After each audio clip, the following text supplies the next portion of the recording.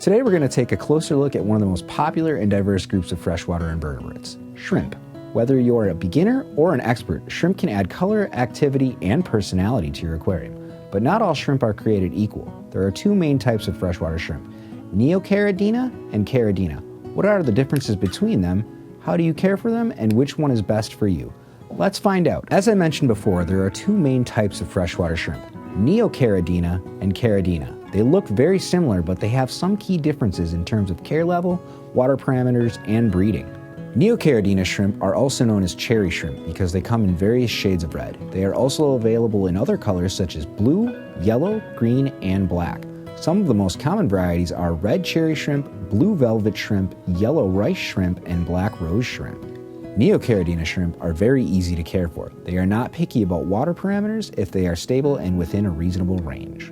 They can also be kept with other freshwater fish if they are compatible and not too aggressive. Some of the best tank mates for Neocaridina shrimp are smaller tetras such as neon tetras or cardinal tetras, rasboras such as harlequin rasboras or chili rasboras, and danios such as zebra danios or leopard danios. Neocaridina shrimp are also very prolific breeders. They can reproduce quickly and easily in a well-maintained tank. They don't need any special conditions or triggers to breed. They just need a male and a female of the same color variety.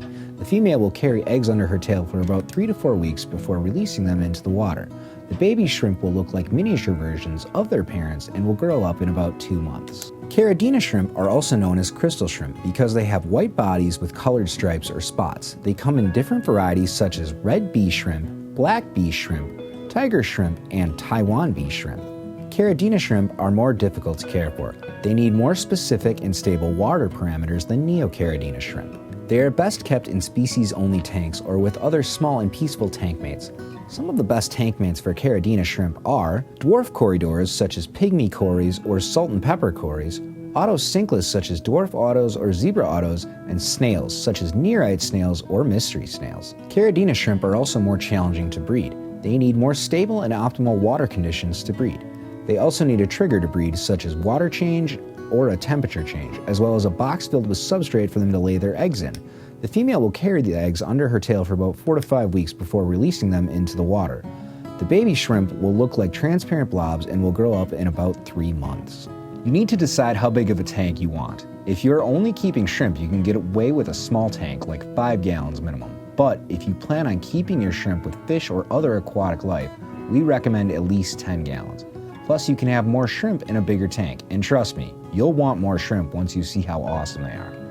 Depending on the size of your tank and the amount of stuff you put in it, you can have anywhere from 10 to 100 shrimp in a 10-gallon tank. Next, you need to choose the right substrate for your shrimp.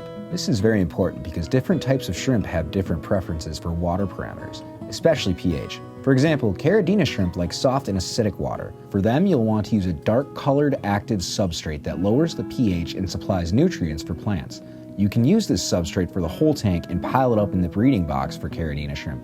For Neocaridina, you can use any kind of substrate that suits your aesthetic preferences.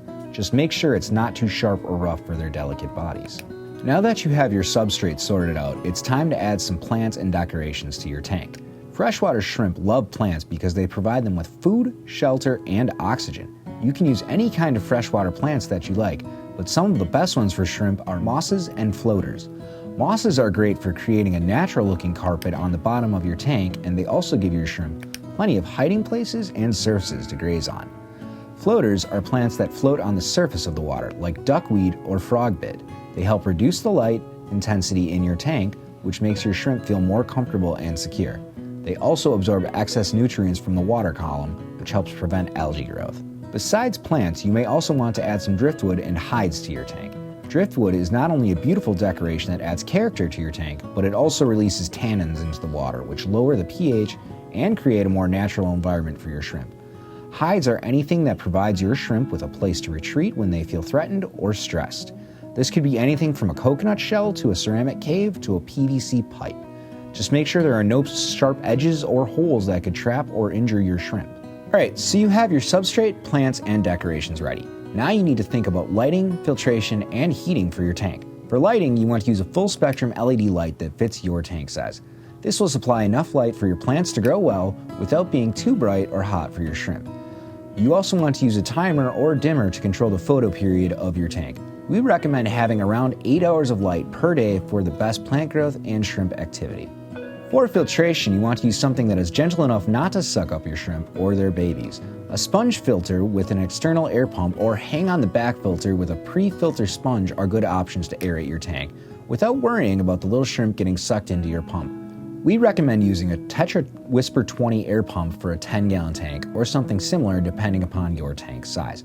Be sure to check out LiveAquaria.com to get this pump for less than $10. As for heaters, you don't really need one unless you live in a very cold place or have very sensitive shrimp species. Most freshwater shrimp can tolerate a wide range of temperatures from 60 to 80 degrees Fahrenheit, but they prefer it around 70 degrees.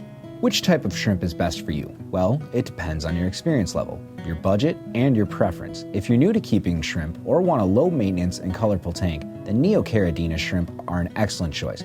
They're easy to care for and come in various shades of red, blue, yellow, green, and black. On the other hand, if you're an experienced aquarist or want a more challenging and rewarding tank, then Caridina shrimp are the better choice. They need more specific and stable water parameters than Neocaridina shrimp, but offer more variety in terms of colors and patterns. Either way, shrimp are amazing creatures that can add color, activity, and personality to your aquariums. We'd love to hear your feedback and suggestions in the comments section below. And if you're looking for a huge selection of fish, plants, corals, and more for your freshwater or saltwater aquarium, head over to LiveAquaria.com.